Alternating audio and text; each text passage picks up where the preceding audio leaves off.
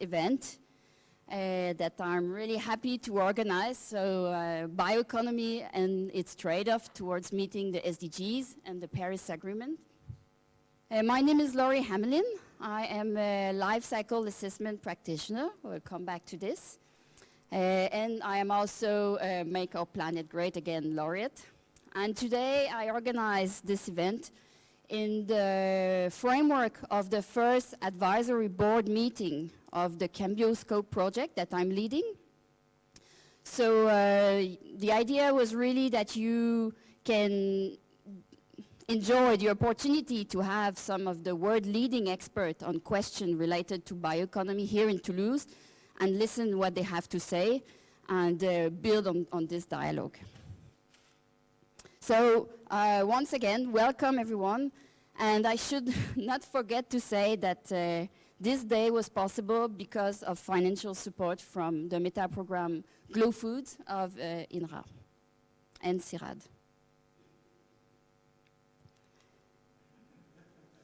What's funny? So, today I really wanted to have, as I said, this dialogue between these world experts and the French stakeholders. I really wanted to have students on board because the young generation, you are the one that will have to deal with the impacts of climate. So this mess is going to fall upon your shoulders. So I think it's very important you're part of the dialogue. So I want to hear your voice. And today we will have presentation, but that's followed by a question and answer session. So it's really important that you're not shy. And even if you think that it's in English, don't worry. Please just go ahead. It's much better than having no dialogue at all. And that would make my convener job much easier, because otherwise I have to improvise and come up with questions, and I'm already tired. So please, I count on you. Ask questions. I will go through the program. You already have it. Everything that we do today will be recorded. So I will put it afterwards on the website conference. So the videos and the slides will be there. If you need Wi-Fi, the code is behind your badge. So you can have a look and figure out how to connect. So the program, I hope you can see. So now this is the welcome word, and I will tell you a little bit about the Cambioscop project. Then we will go into some agricultural question. So how we can sustainably feed 10 billion people in a warming world by our colleague Paul West from University of Minnesota. Then we had a coffee break. Coffee break will be just downstairs where you arrive.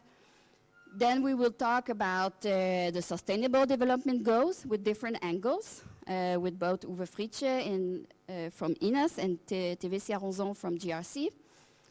We will also speak about soil carbon and the 4 per 1,000 initiative with Eric Sechia from CESBio. Then we have lunch at the library hall. So when you go out, we'll all go together anyway, but you go to the left, and there is this big building, and you go to the 2nd floor. So this is where we'll have lunch. In the afternoon, we will have 2 remote presentations, one from Brian Vermetjessen from Aalborg University, which is one of the world-leading experts in renewable energy system, and will tell us a little bit how hydrogen and bioeconomy fit together, or don't, and under which conditions. Then we'll have Jean-François Souzana, which is an IPCC author, and among other of the latest special report on land use change. And he is also a member of the French High Climate Council, so he will tell us some insights about these. Then we have Yvon Lehenaf, the president of the IER French Bioeconomy Cluster, telling us about what is the current status of bioeconomy in France. We have a coffee break. Then we speak about fertilizers with Davide Tunini from the GRC. We speak about bio-based materials and their environmental trade-off with Lichen from Utrecht University, and about green biorefinery. So that one was added to the program. It wasn't there when I first sent it. with Uffe Jönsson from Aarhus University. So, very exciting program, I believe. I hope you enjoy. And now some words about the Cambioscop Project. And how it started, so maybe you're not all familiar with that, this Make Our Planet Great Again call. This started in 2017 when President Trump said that the US would withdraw from the Paris Agreement as soon as legally possible. So then Macron, freshly elected, stepped in and said, well, then I invite climate scientists all over the world, especially from the US, come to France and work on something related to climate. So this initiative had been set up very quickly because he wanted to announce the results, the first results, the 12th of December, so exactly two years after the COP15. And as a result, there's been 18 projects selected at that first stage, and mine was one of these. And then they did two other calls. So in total, there is 42 laureates. There's been many spin-offs of this. So they also made Make Our Planet Great Again calls for postdocs, for PhDs. And Germany did the same, and they had 13 laureates in Germany. So Cambioscope, the title is Carbon Management and Bioresources Strategy for Scoping the Transition Towards Low Fossil Carbon. Now, why? So why do we want to get beyond fossil carbon and use another type of carbon for the product and services where today we use carbon from oil or gas, so fossil resources? If we don't use these fossil resources, then where is the carbon supposed to come from? Well, we have carbon from biomass. We can take up carbon from the atmosphere. And we have the carbonates, but that's about it. So biomass become the main source of readily available carbon, if we should do that. Then we hear often about decarbonization, and sometimes it's a bit misleading in the debate, because decarbonization, yes, but we can't decarbonize everything. So we still need carbon for our materials, we still need carbons for our chemicals. However, there is something we can decarbonize, and that's the energy system. So with wind energy, with solar power, with hydropower, we can produce electricity without any carbon, and that electricity can then be used to power a car or to give us heat, so carbon-free heat. To some extent, we can also do it directly for heat with geothermal sources. But yes, so carbon is not a demon here. We need carbon, it's the basis of life. So it's not really about carbon, but it's about fossil carbon. This is what we want to get rid of. And why we want to do this?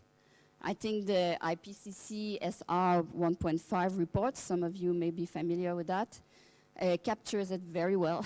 And they show us the urgency to limit warming to 1.5 degrees Celsius. So they show there that if we reduce greenhouse gases by 45%, or if we want to limit, temperature increase to 1.5, that would require reducing our greenhouse gas emissions by 45% in a range of 40 to 60 by 2030 compared to 2010 levels, and to 0 by 2050, again with the range.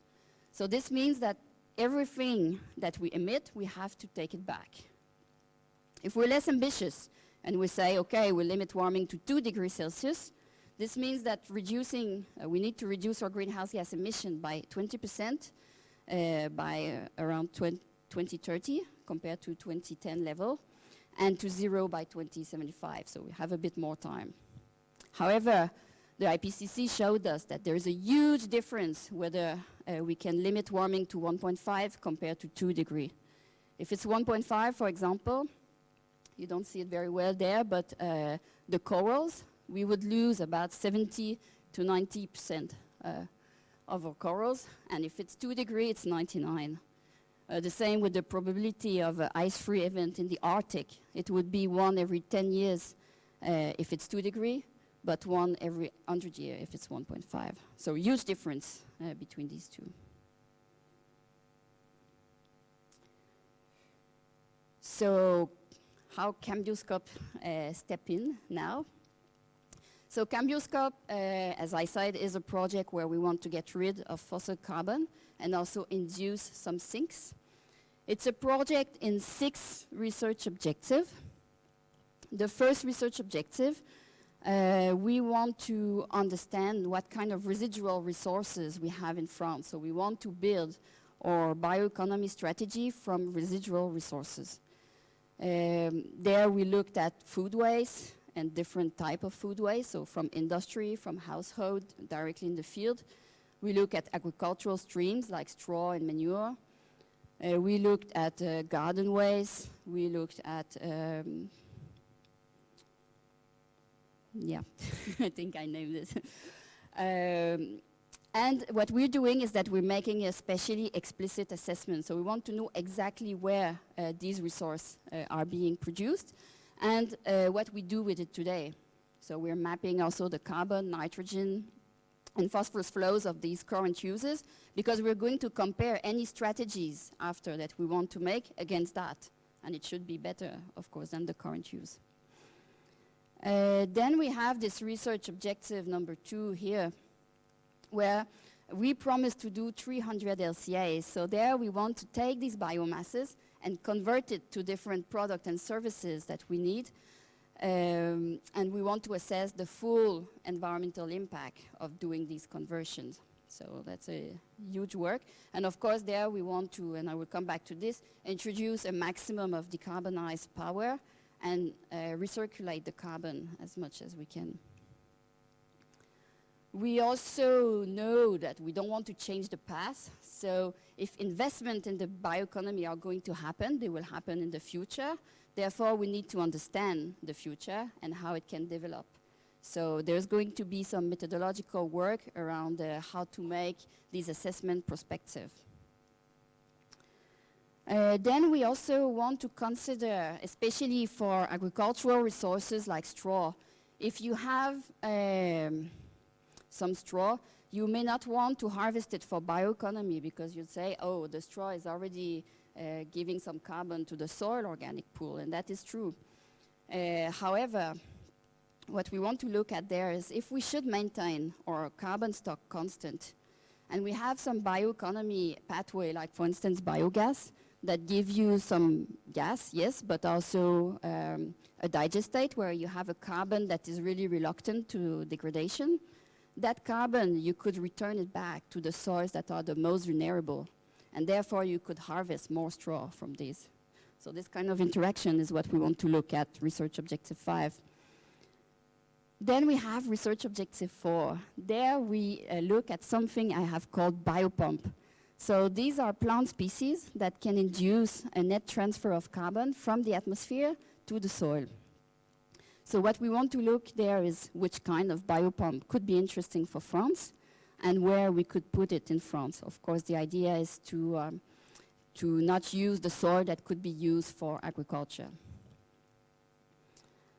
And finally, we have here research objective 6 that looks more into logistics aspects. So where exactly we should have these new bioeconomy units in the territory. So at the end of this 5-year project, we would like to give policymakers our final strategies, the most environmentally efficient strategies, and propose these to decision makers so they could know how to wisely invest in the bioeconomy in France. So we want to get there. So we want to know with all of our residues and all the products and services of the bioeconomy that we want to supply, we want to know how much of each of our residues we should allocate for the different products, so we have the overall environmental impact as low as possible. And of course, which technology should come here in between.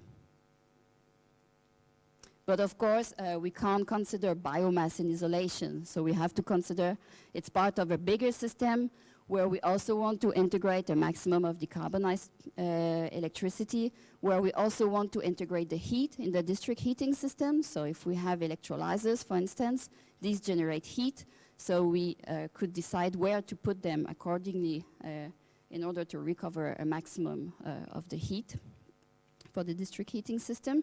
I won't go too much into this picture, but what I wanted to emphasize here is we have a very complex system. And that's the big puzzle that we want to solve at the end of the project. On each of these arrows, I want to have some flows, knowing where to drive the different biomasses into the different product, always taking into account every co-products that are being produced. So a little bit of status on what we have achieved so far. So I remind you that I started to work on this in mid-2018. So it's about a year of work. In research objective 1, we started already to map the primary forestry residue. I actually forgot to say it earlier. So this is work that our postdoc Shivesh has brilliantly done. For the forest inventory, we collaborated with our national institute, so the national IGN it's called, and the forest national office as well. And we have the very high resolution mapping of our forestry residues. We also started to do it with waste, and there we collaborate with the French, we call it Observatory for Waste. We have one not in every region, but mostly, and these are those supplying statistics to the national authority. I think the responsible for it in Occitanie should be in the room. Here she is. So yes, so we collaborate with them to get a very good understanding of the waste being generated in the region, and then we extrapolate to other regions. For straw, there's been also a lot of work already, and we also have done a similar assessment.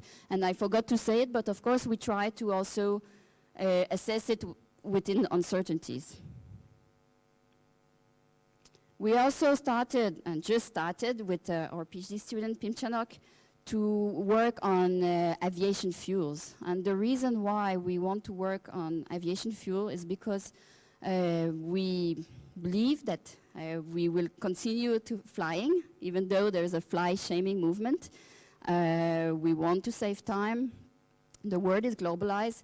So in this framework, if we should get rid of fossil carbon, we simply need these bio-based aviation fuels. If you should fly transatlantic, of course, there is development in the electric aviation, but still carbon is going to be needed for a little while. Then we have the regional work of visiting PhD student from Denmark, Concheta. And there, what we did is that we focus just on the Occitanie region, and we looked, if we want to supply bio-based methane, we looked at two technology only, gasification and anaerobic digestion. And there, we looked at our different biomasses, and we declined it into several streams. So we had 44 streams altogether. And we wanted to know how to allocate these different biomasses to each of the technology if we should minimize the environmental impact and supply the methane that the region needs. And there we developed a fantastic database where we have all these biomasses streamed and how their composition at a very detailed level, so we can easily change our availability number and get the results. We also work on thermochemical conversion with our postdoc Patrick, and there we looked at hydrothermal liquefaction. We look at gasification, of course, pyrolysis that can produce both a biocrude oil that can be used for aviation, for instance, but also a biochar that can be sequestrated back into soil. And we are documenting each of these technology in a modular way so they could be reused by others. Then we also work on the biopumps with zoo. So there the idea is to take our biopump that sequestrate or that induce a net sequestration of carbon in the soil But then the biomass can also be used and transformed into products, bio-based product, that will stay in the technosphere for a very long time, or as long as we can anyway. So then we have double benefit. And we look at this into time. So here we want to figure out several combination of biopumps and products. We just started the prospective work, so we're trying here to understand what others have done in terms of scenario, to understand how the globally we can change. And then we will also then look at how France is going to change in different type of global world.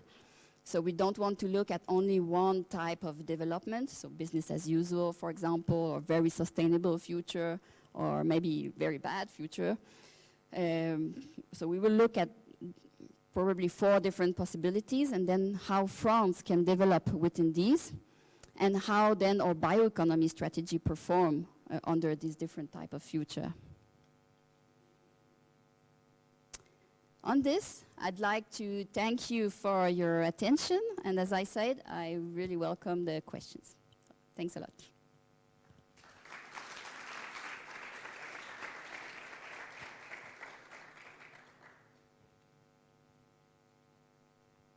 So are there any questions?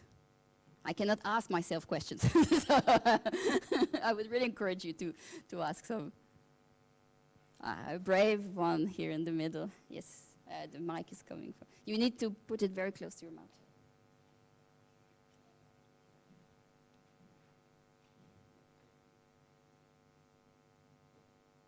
Yeah. Push it up and yeah. I see the light.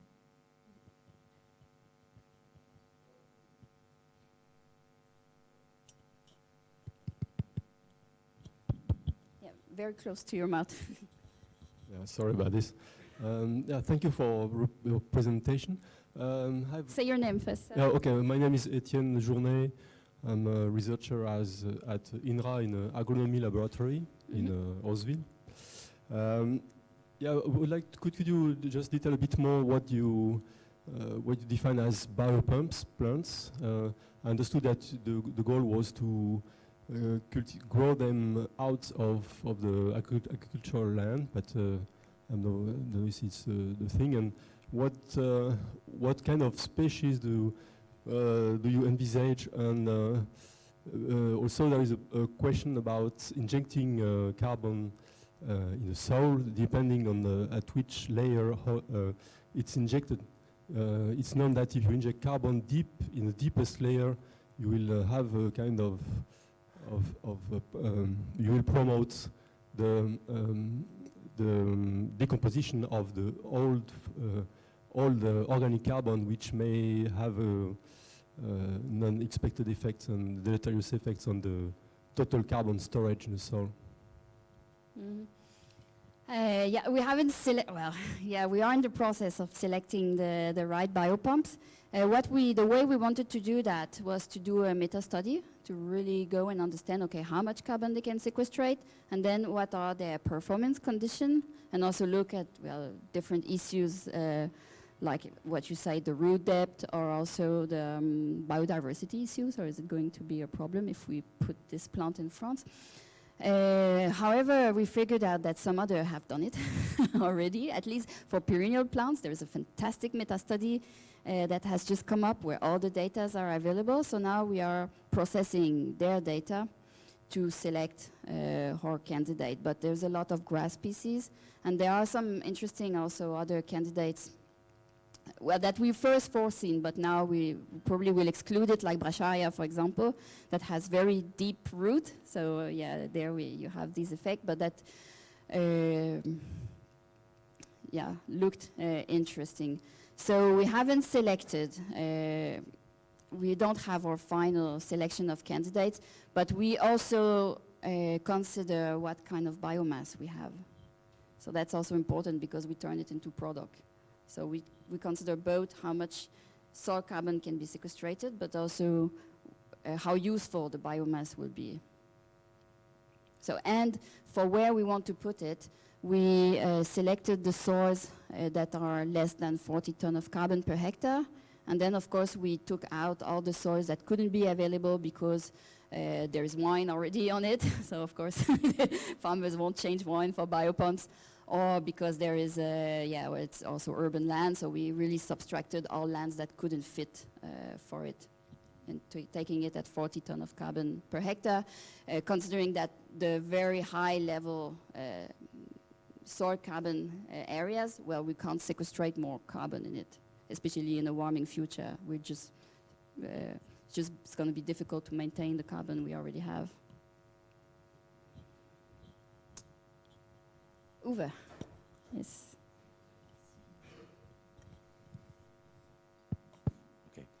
Uwe Fritsche from INAS. I will talk after the coffee break. Then you Very close to your. Then you know more about me. My question to you, Lorie, is you have an international setup of your staff, right, of the group. That's cool. But there's so much going on regarding the questions you raise in other parts of the world, outside of France. And I feel that there's something like an obligation from France to say, oh, we should work with countries in Africa, for example. You have historic, not you, but France has historic kind of relations to many places there. And I think the collaborative approach should be started early. And I'm part of a project where we work with colleagues in Brazil and Argentina, and it was good to include them even in the design phase, right? That we actually have a joint work and not just a little part. So is that something you would consider? If you consider, we may actually want to explore options for collaboration in that regard. If I can have money for 5 more years, I'd be happy. No, but you're absolutely right that, I mean, in France it's fantastic to have this access to some very key countries. But here and there's also the overseas department, so we could consider La Réunion, for example. But yeah, you have to round it up. Yeah, not yet. That I would if I had the whole money and the time in the world, yeah. But I think for now that's going to keep us busy. But you can build on the good learning that we have, if we can wait. But I know that the urgency is there as well. Yes.